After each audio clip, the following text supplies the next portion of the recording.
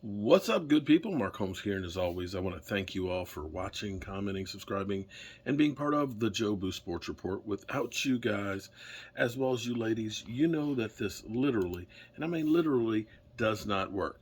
I'm actually down here in my man cave, actually sitting in a little bit different spot. I'm actually running a little test here while I'm waiting for my man DMV to get into the house. We're going to be doing a live stream here in a bit, talking about training camp and some of the different battles and things that are going to be going on. Interesting thing, the Star. I got the chance to tour the Star when we were down there doing the rebuild for Stuart Morrison's mother and their house. And it was really, really cool to finally see the Star. I've been outside the Star. I've been trying to get the tour of the Star, but for whatever reason, I could never get it to all match up. But shout out to Philip Ebarb, who got us the hookup because they had just started doing tours again after COVID. And, you know, the thing that I will take away from the Star is anybody, if you've got enough money, can use the facilities. If you want to have your fantasy football draft at the Star, you can in the Dallas Cowboys war room.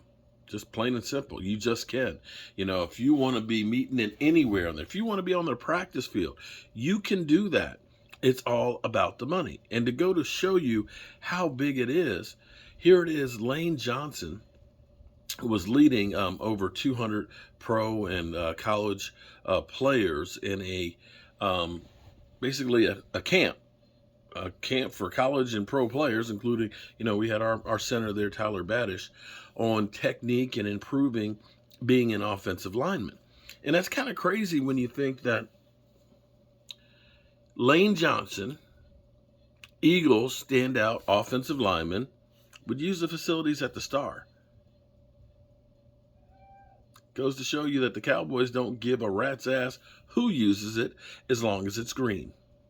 Green as in money, not as an eagle green. That's goes without saying. The bottom line is the Cowboys' bottom line.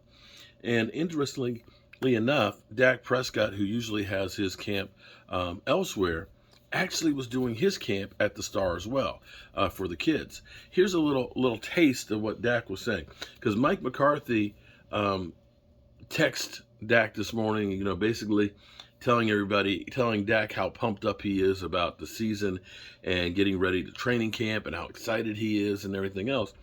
And Dak sent back a picture of himself with his kids at the camp. But let's listen to what Dak had to say. And they're asking about teammates and, you know, just this season just makes you even that much more excited. But we're a couple of weeks out, and I'm in the best shape that I've ever been in, and so it's time to ramp up and get it going. I'm super excited. And then obviously just getting out here with having the football and these kids, and they're asking about teammates and, you know, just this season just makes you even that much more excited. But we're a couple of weeks out, and I'm in the best shape that I've ever been in, and so it's time to ramp up and get it going. Time to ramp up and get it going. I'm all for that one. I am definitely ready to ramp up and get this thing going because I'm tired of talking about training camp. I mean, excuse me, all these damn lists. You know, it's kind of funny to me because all off season, you know, we have been punch drunk, hearing from all the talking heads about how bad the Dallas Cowboys are. And I told you guys that, you know, when that started out, watch by the time training camp gets here, they're going to talk about how talented the Dallas Cowboys are and how they're a Super Bowl favorite. And come the end of the season, if we don't make the Super Bowl, they're going to say, yeah, they were such a disappointment. Now, I'm not going to be the first, but I got to be honest. How can you be the worst team in football that didn't do anything to help yourself, that they turn around and tell you that your roster is average at best, you know, that your quarterback is basically a bum, that your cornerback, who ended up getting 11 interceptions, that he's a bust, basically. They're basically saying, oh, well, interceptions don't mean anything. He's not that good. Okay, all right. So I hear what you guys are saying, but I feel like y'all are feeding us a whole bunch of shit. I just do. How can we have such a bad roster and be such a badly run organization, but yet still be, you know, a Super Bowl contender? Did I miss something? You can't have both ways. You can't be terrible, mismanaged, did nothing to improve, right?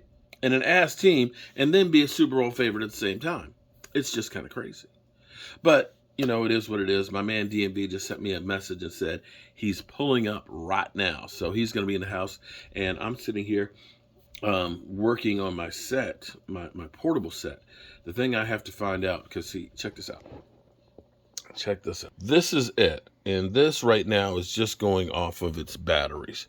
And because I've got the extra screens here, I have to find out how quickly the battery will go down, because that will be the big problem that I have. And here's my man DMV calling.